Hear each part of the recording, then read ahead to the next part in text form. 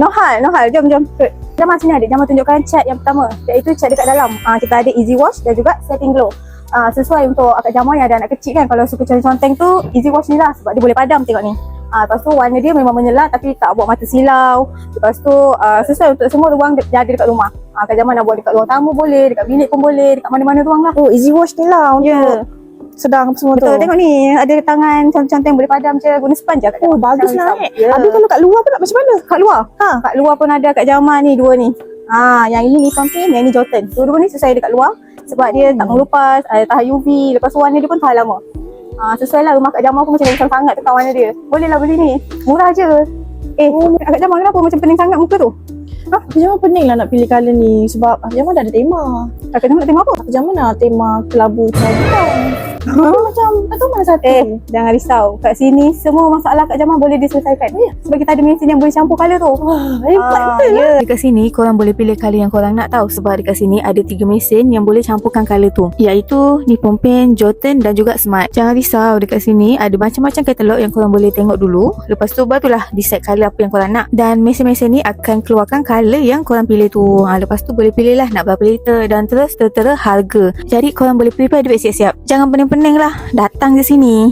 Tapi Kak Jamal bukan nak cat rumah je. Kak Jamal nak tutup bumbu yang berlubang, renovate rumah, tukar pipe.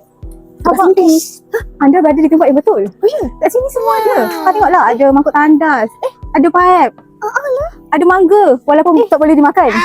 Lepas tu ada tombol pintu Kak Jamal.